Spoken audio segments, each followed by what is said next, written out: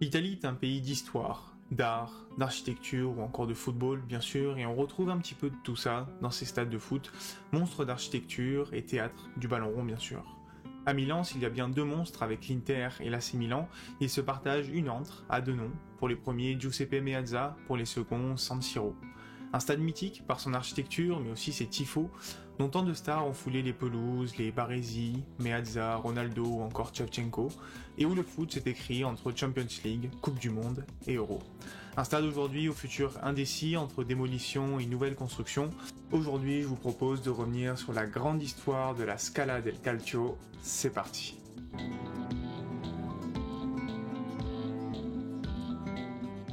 Avant de commencer, je tiens à remercier les deux comptes Twitter qui m'ont aidé dans la réalisation de cette vidéo. Côté Inter, internazionale.fr, compte Twitter qui a aussi un site internet. Et côté AC Milan, Solo Milan, qui a également une chaîne Twitch. Je vous mets tous les liens dans la description, avec également toutes les sources que j'ai utilisées pour cette vidéo. Je parlerai pas trop dans cette vidéo du derby de la Madonnina, parce que j'ai tout simplement fait une vidéo sur le sujet la semaine dernière. Donc si vous voulez en savoir plus là-dessus, je vous renvoie à cette vidéo qui va s'afficher quelque part sur l'écran. Et enfin, comme d'habitude, n'hésitez pas à liker la vidéo et vous abonner à la chaîne si le contenu vous plaît, c'est le mieux que vous puissiez faire pour m'aider. Et on peut commencer avec l'histoire du stade de San Siro. C'est en 1925 que naît dans la tête de Piero Pirelli, président de l'AC Milan, l'idée de construire un stade pour son équipe, un stade qui sera assez innovant puisque ce sera un des premiers à ne pas avoir de piste d'athlétisme autour du terrain, ça permet de resserrer la distance avec les tribunes, stade qui va mettre à peu près un an à se construire et qui va accueillir son premier match le 26 juin 1926, forcément un derby della Madonnina avec une grosse victoire pour le coup de l'Inter, 6-3. Faut savoir que pendant près de 21 ans, l'AC Milan sera le seul club résident de San Siro, avec l'Inter qui jouera d'abord au Campo di Via Goldini de 1913 à 1930, puis à l'Arena Civica de 1930 à 1947. Entre-temps, en 1934, l'Italie accueille la Coupe du Monde et San Siro va accueillir quelques matchs, et notamment la demi-finale remportée par l'Italie face à l'Autriche. Puis en 1935, c'est la mairie de Milan qui va racheter le stade et qui va lancer une campagne de travaux entre agrandissement et aménagement. Puis 12 ans plus tard, elle va donc permettre à l'Inter de jouer également ses matchs à domicile. Depuis donc 1947, l'AC Milan et l'Inter Milan jouent leurs matchs à domicile à San Siro. Et c'est dans les années 1980 que le stade va connaître ses principaux chamboulements, avec d'abord un changement de nom pour l'accueil de l'Euro 1980, en l'hommage à Giuseppe Meazza, légende de l'Inter, mais aussi joueur de l'AC Milan de 40 à 42, et surtout légende de l'Italie, avec qui il a remporté la Coupe du Monde en 1934 et en 1938. Il était mort en 1979, et donc les deux clubs se sont mis d'accord pour changer le nom du stade. Dans les faits, les rossoneri continuent d'appeler le stade San Siro, et les nerazzurri appellent bien le stade Giuseppe Meazza. On va avoir surtout une très grosse campagne de travaux dans les années 80 pour préparer l'accueil de la Coupe du Monde 1990, avec la construction d'un troisième anneau, mais aussi toutes les places qui vont devenir assises via l'édification de 11 tours entourant l'extérieur du stade, et avec des escaliers en colimaçon autour de ces tours, ça donne un aspect assez stylé au stade. Et enfin, il va y avoir le toit qui sera aménagé avec l'ajout de 4 énormes poutres rouges au-dessus des gradins. On arrivera à ce moment-là à 85 700 places disponibles pour le stade, ce qui est énorme, et on surnommera depuis le stade la Scala del Calcio. San Siro accueille donc en 1990 la Coupe du Monde et notamment un quart de finale, celui de la RFA. En 2008, il y a d'autres rénovations qui vont être mises en place pour abaisser un petit peu la capacité du stade, un petit peu plus de 80 000 places, et en changeant tous les sièges.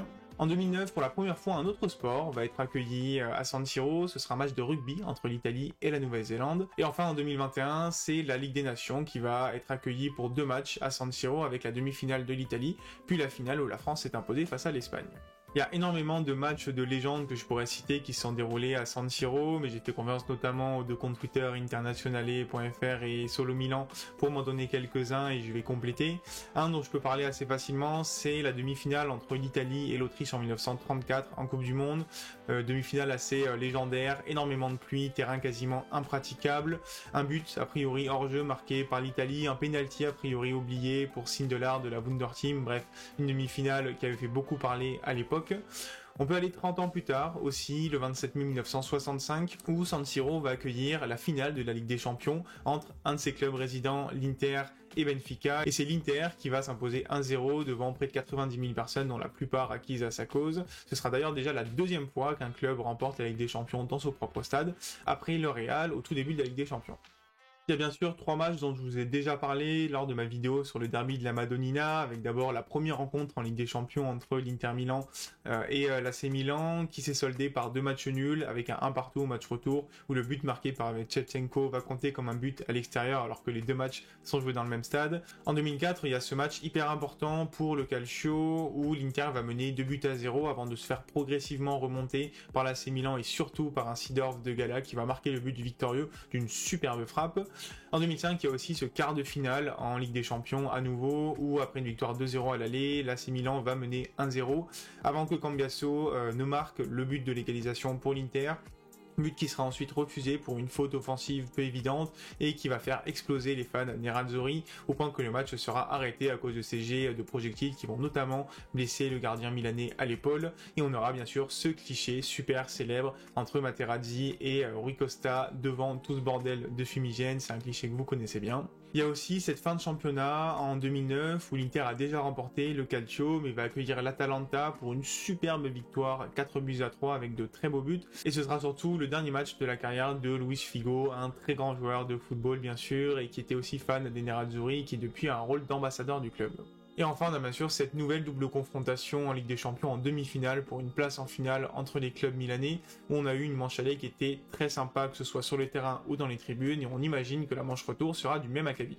Allez, comme vous en avez l'habitude sur la chaîne, on va parler un petit peu statistiques, et sur le stade, il y en a forcément que je dois vous compter. D'abord, la capacité du stade, aujourd'hui 75 817 places, mais qui peut être étendue à 80 018 places exactement. Au niveau du plan du stade, ce qu'il faut noter particulièrement, ça va être à gauche la courva sud en bleu, qui accueille donc la fosse au Lion, les tifosi de l'AC Milan, et à droite la courva nord des Boisan, donc les tifosi de l'Inter.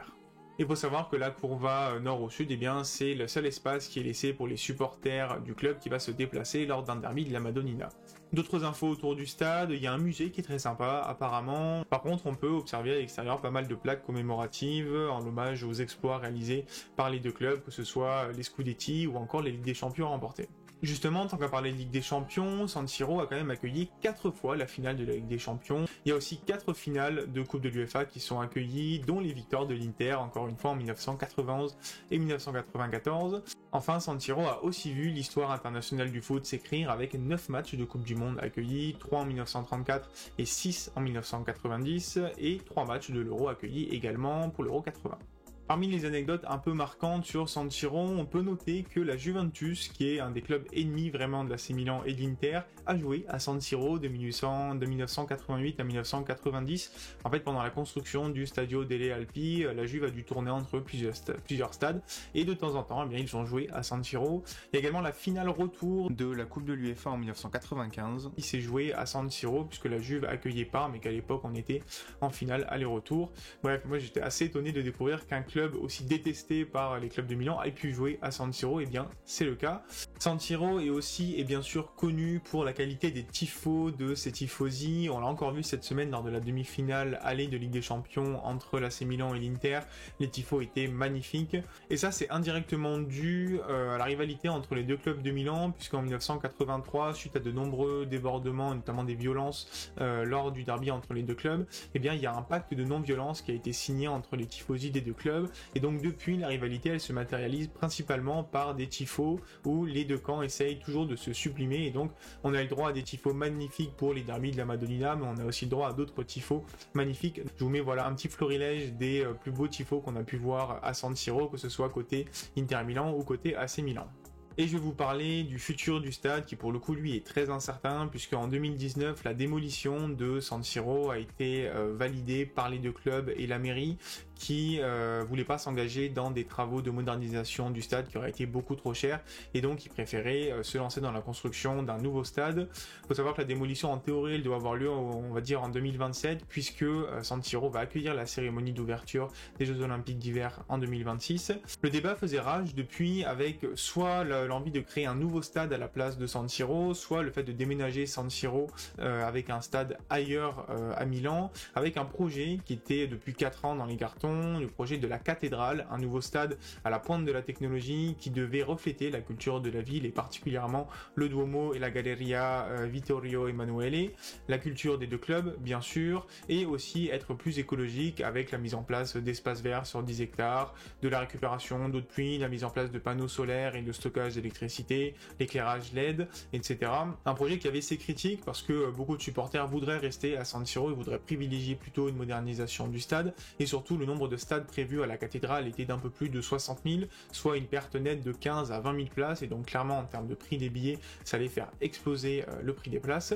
Et finalement aujourd'hui on est dans le flou le plus total, puisque après 4 ans le projet de la cathédrale est plutôt au point mort. L'AC Milan a décidé de se désolidariser de l'Inter et de se lancer seul dans son propre projet de stade. Il y a 3 localisations qui sont étudiées actuellement de ce que j'ai pu lire.